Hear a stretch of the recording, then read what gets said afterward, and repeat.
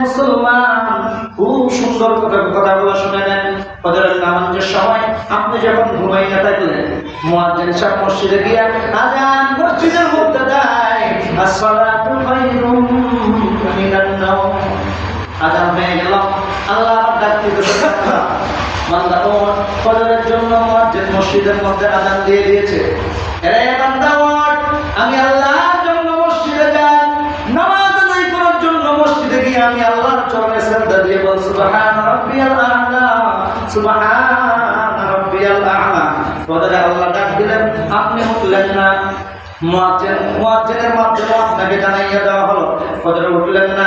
আল্লাহ বলে, বান্দা ফজর যাস নাই, কি হয়েছে? আমি আল্লাহ কিন্তু তোর প্রতি একটু রাগ হইলাম না। এর বান্দা সামনে জোহর আসতেছে, জোহরে যাইনি, জোহরে যাইয়া আমি আল্লাহর কাছে ক্ষমা চাইবি, ফজরের জন্য আসতে পারলি না এই জন্য ক্ষমা চাইবি। জোহরের সঙ্গে গিয়ে ফজরের জন্য ক্ষমা চাইলে আমি আল্লাহ মাফ করে দিব। জোহরের ওয়াক্ত হয়ে গেল, আবার মুয়াজ্জিন আযান দিয়ে দিল, আপনার কাছে চলে গেল, আপনি জোহরের সময় আসলেন না। মুসলমান জোহরে যখন আসলেন না, আল্লাহ বলল, বান্দা জোহরে আসলি না? না না, আমি রাগ করিনি। আসরে আসিস, আসরে আসলে তোর ফজরের জোহরের কথাগুলো মাফ করে দিব। কথা বলা তো আসেন আল্লাহ। মুসলমান একটা ভালো করে শুনে দেন কথাগুলো। জোহর পড়লেন না, ফজর পড়লেন না, আসরের সময় আপনাকে আল্লাহ দিল, আসরের সময় আসলেন না, মুয়াজ্জিন আযান দিয়ে দিল, আসরের ওয়াক্ত হয়ে গেলে আপনি মসজিদে আসলেন না।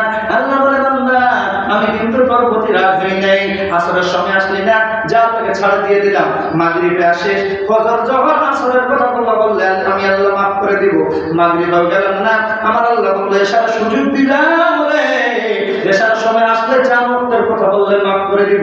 এশার সময় আসলেন না, এশার আযান যখন হয়ে গেল, বিভিন্ন কাজকর্মের মধ্যে কাটাইয়া আপনি যখন এশার আদায় করলেন না, আমার আল্লাহ বলে, বান্দা 5 ওয়াক্ত নামাজ পড়লি না, আমি তারপর রাগ করি নাই। সুবহানাল্লাহ বলেন। আমার আল্লাহ দেখতে বলে, বান্দা 5 ওয়াক্ত নামাজ পড়লি না, আমি আল্লাহ তোর প্রতি রাগ হই নাই। আল্লাহ তাআলা হাদিসের মধ্যে আসছেন, যখন গভীর রাত হয়ে যায়, আমার মালিক নিজের আরশে কুরসি ছাড়িয়া, নিজের বাড়ি ছাড়িয়া, আমার মাবুদ আপনার আমার জন্য আসমানের মধ্যে চলে আসে, আসমানে এসে আপনার আমাকে ডাক দেয়, বান্দা ঘুম থেকে ওঠ, ঘুম থেকে ওঠ, কারণ তুই ফজর পড়িস নাই, আমি আল্লাহ দেখেছি, জোহর পড়িস নাই, আমি আল্লাহ দেখেছি। বান্দা আসরের নামাজ পড়লি না, আমি আল্লাহ দেখলাম, মাগরিবও পড়লি না দেখলাম, এশারও পড়লি না দেখলাম, আমি আল্লাহ তোকে আমার বাড়ি চাইলে আমার আসমানে আসছে তোকে ডাকার জন্য। 5 ওয়াক্ত নামাজ পড়িস নাই, আমি আল্লাহ তোর প্রতি কিন্তু রাগ হই নাই। এখন তাহাজ্জুদে ওঠ, বান্দা ওযু করে তাহাজ্জুদে উঠিয়া 2 রাকাত নামাজ আদায় কর, 4 রাকাত নামাজ আদায় কর, 8 রাকাত নামাজ আদায় কর, যতটুকু সামর্থ্য হয়। বান্দা নামাজ আদায় করার পর আমি আল্লাহর কাছে 5 ওয়াক্ত নামাজ যে পড়লি না, এই যে একটা অপরাধ করলি, আমি আল্লাহর কাছে মাফ চা। আমি আল্লাহ তাআলা তোর 5 ওয়াক্ত নামাজের গুনাহ যা হয়েছিল না পড়ার কারণে, এইখানে টাকার বিনিময়ে আমি আল্লাহ তোর পিছনের গুনাহগুলো মাফ করে দিব। কত বড় দয়াশীল আল্লাহ, বুঝলেন না রে ভাই? মুসলমান একটা ভালো করে কথাটা শুনে নেন।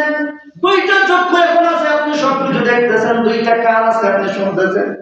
আজকে যদি কোনো কারণবশত করে 2টা চোখের পাওয়ার যদি আল্লাহ কমাইয়া দেয়, অথবা 2টা চক্ষু যদি বন্ধ করে দেয়, এত বড় নেতা, এত বড় মুরব্বী, এত বড় মানুষ, এত বড় টাকাওয়ালা, 2টা চক্ষু না থাকলে আপনার ফ্যামিলি, দেশের, সমাজের বোঝা হয়ে যাইতে হবে। কথা বলেন ঠিক কিনা? পোশাক করতে যাইবেন, তারপর হাত ধরে নিয়ে যাইতে হবে, টয়লেটে যাবেন, হাত ধরে নিয়ে যাইতে হবে, বাড়ির লোকেরা পর্যন্ত বিরক্ত হয়ে যাবে। আল্লাহ দেওয়ার নিয়ামত পাইলেন, শুকরিয়া আদায় করলেন না, কান পাইলেন, শুকরিয়া আদায় করলেন না। মুসলমান কত বড় দয়াশীল আল্লাহ, আপনাকে সবকিছু দেওয়ার পর নামাজ পড়লেন না, রাগ করলো না, রাতটা ডাকলে তারপর রাগ করলো না। আল্লাহ বলে, বান্দা মৃত্যুর আগ পর্যন্ত একবার যদি শুধু আমি আল্লাহকে খুশি করে দিতে পারো রে, তোর পিছনের জীবনের গুনাহগুলো আমি আল্লাহ মাফ করে দেব। আয়াত করা হয়েছে, মা আতাকুমুর রাসূল ফাখুযু ওয়া মা নাহাকুম আনহু ফান্তাহু। আমার মালিক ডাক দিয়া বলে, হুজুর আমার নবীকে ডাক দিয়ে বলে, বন্ধু আপনি জানিয়ে দেন, মা আতাকুমুর রাসূল ফাখুযু ওয়া মা নাহাকুম আনহু ফান্তাহু। আল্লাহ বলতেছেন, ও দুনিয়ার মানুষ শোনো, আমার হাবিব যেটা বলেছে হ্যাঁ যদি হয়, মা আতাকুমুর রাসূল ফাখুযু, আমার বন্ধু যেটাকে ধরতে বলেছে এটাকে ধরো, আঁকড়িয়ে ধরো। ওমা নাহাকুম আনহু ফান্তাহু, যেটাকে নিষেধ করেছেন ছেড়ে দিতে বলেছেন সেটাকে ছেড়ে দাও, এটাই তোমার জন্য উত্তম হবে। যেরকম সুবহানাল্লাহ। কেন বললেন?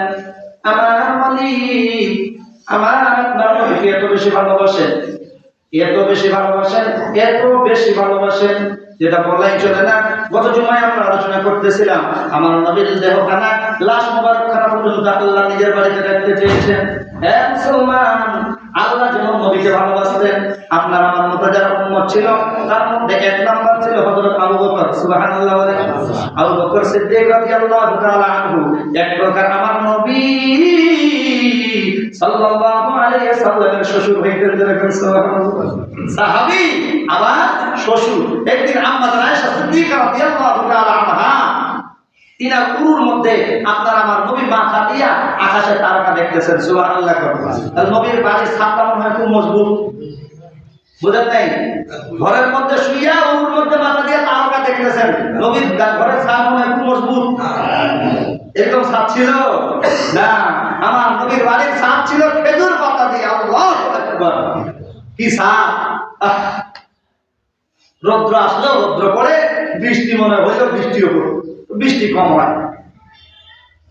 আমাদের আয়েশার কুরুর মধ্যে মাথা দিয়ে আমার আপনার নবী আকাশের তারকাগুলো দেখতেছেন।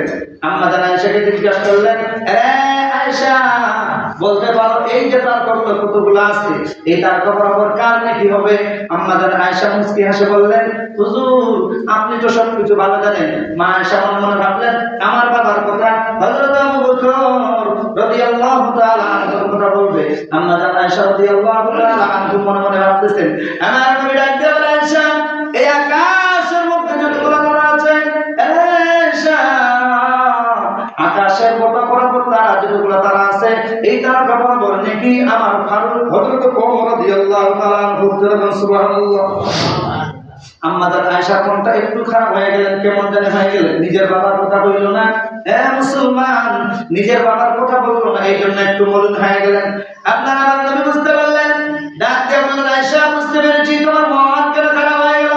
আয়েশা ওই আকাশের তারা বরাবর নাকি হযরত ওমরের কথা বলি, সেই জন্য মন খারাপ হয়ে গেছে রে।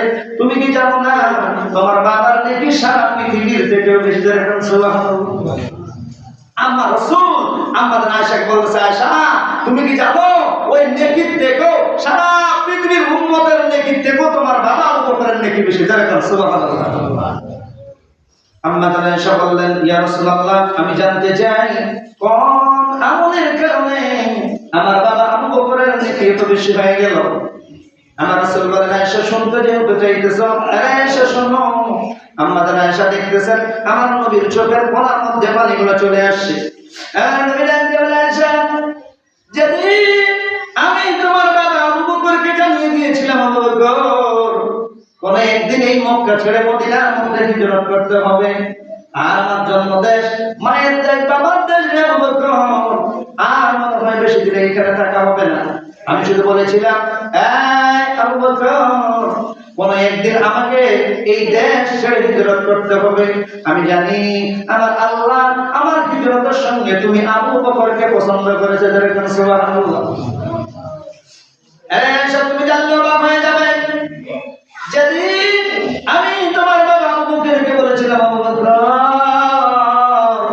আর বেশি দিন থাকা হবে না, হঠাৎ যেদিন আমাকে এই মক্কাবাসীর কাফেররা আমাকে ধাওয়া করলো আমাকে মারার জন্য, একবারে দুনিয়া থেকে বিদায় করে দেওয়ার জন্য, পুরা হাতিয়ার নিয়ে সমস্ত মানুষগুলো যখন ঘেরাও করলো, আমি যখন চলে গেলাম তাদের চক্ষুতে ফাঁকি দিয়ে যখন চলে গেলাম, তোমার বাবার পাশে গেলাম, দরজার মধ্যে শুধু একটা ডাক পাচ্ছি, আবু বকর। সঙ্গে সঙ্গে উল্টা আওয়াজ, লাব্বাইকা ইয়া রাসূলুল্লাহ। সুবহানাল্লাহ। আবু বকর দরজা খুলে দিলেন। আবু বকরকে ডাক দিয়ে বললেন, আবু বকর একটা ডাক দিলাম রে, মাত্র একটা ডাক দিয়েছি, এক ডাকের মধ্যে খুলে দিলেন। আবু বকর আমি নবী জানতে চাই তুমি কি ঘুমাও নাই? আবু বকর দুইটা চোখের পানি ছেড়ে দিয়েছে, ইয়া রাসূলুল্লাহ যেদিন থেকে বলেছেন কোন একদিন হিজরত করতে হবে, আবু বকর তুমি আমার সঙ্গে হইবা, ওই দিন থেকে আমি আবু বকর প্রতিদিন সন্ধ্যা থেকে শুরু করি, ফজর অবধি দরজার মধ্যে দাঁড়িয়ে থাকি। সুবহানাল্লাহ। কি ভালোবাসতেন আবু বকর, কত ভালোবাসতেন আবু বকর। যে আবু বকরকে আমার আল্লাহ তাআলা দুনিয়ার মধ্যে প্রথম সার্টিফিকেট ওয়ালা বানাইছেন, জান্নাতি যারা হবে তাদের মধ্যে 10 জনকে আল্লাহ সিলেক্ট করলেন, উত্তম জান্নাতি সিলেক্ট করলেন নবীর সঙ্গে। এর মধ্যে আমার মালিক প্রথম যাকে সিলেক্ট করেছেন তিনার নাম হইল আবু বকর। সুবহানাল্লাহ। আমার নবী ডাকতে বলে আবু বকর, ওই দিন থেকে ঘুমাও না। হযরত আবু বকর ডাক দিয়ে বলে, ইয়া রাসূলুল্লাহ, ওই দিন থেকে আমার মাথাটা বালিশের মধ্যে লাগাই নেই গো। ও নবীজি, কোন একদিন যদি আপনি আমার বাড়িতে আসেন, আসার পরে যদি ওই দিক থেকে কাফেররা আপনাকে ধাওয়া করে, আক্রমণ করে, আপনাকে আঘাত করে গো, আমি আবু বকর আল্লাহর কাছে কি জবাব দেব? ওই দিন থেকে নিয়ত করেছি কোনোদিন ঘুমাবো না। নবী, ওই দিন থেকে শুরু করে আজকে পর্যন্ত একদিনও আমার মাথাটুকু আমি বালিশে লাগাই নাই গো নবী। দরজার মধ্যে দাঁড়িয়ে আছে, কাঁটা লাগাইয়া রাখছিলাম কখন আপনি নবীর আওয়াজ পাবো। যখন চলেছে আবু বকর, দরজা খুলে দিয়েছি। আমার নবী বলে, আবু বকর চলো চলো চলে যাই। আমার নবী ডাক দিয়ে বলে, এ আবু বকর, তোমার কি তোমার সন্তানের প্রতি মায়া নেই? তোমার সন্তানের প্রতি তোমার দয়া নেই? তোমার স্ত্রীর প্রতি কোনো মায়া নেই? আবু বকর আমার সন্তানের প্রতি আপনার থেকে বেশি মায়া নয়, আমার স্ত্রীর প্রতি আপনার থেকে বেশি মায়া নয় গো হুজুর। আমি আবু বকর নিজের জীবনটা দিতে পারি, আপনি নবীর কখনো ক্ষতি হতে যেন না হয়। আমার আল্লাহ জানিয়ে দেয় বন্ধু গো, আবু বকরকে জানিয়ে দেন গো বন্ধু, আবু বকরের এই ইবাদতখানা, এই কথাগুলো, এই যে ধৈর্যশীল, আপনার প্রতি এত মহাব্বত আমি আল্লাহর কাছে এত বেশি ভালো লেগে গেছে। আজকে আবু বকরের একদিনের ইবাদতের নেকি আমি আল্লাহ তাআলা সারা পৃথিবীর উম্মতের থেকে দামি বানাইয়া দিলাম। আমাদের আয়েশাকে বলেছেন নবী, আয়েশা শোনো, সারা পৃথিবী আবু বকরের নেকিগুলো যদি এক পাল্লা রাখা হয়, আদম থেকে কিয়ামত পর্যন্ত যতগুলো মানুষ আসবে তাদের নেকিগুলো এক জায়গায় করে ওপর পাল্লায় রাখা হলে আমার আবু বকরের এক ধরনের নেকি ভারী হয়ে যাবে। সুবহানাল্লাহ।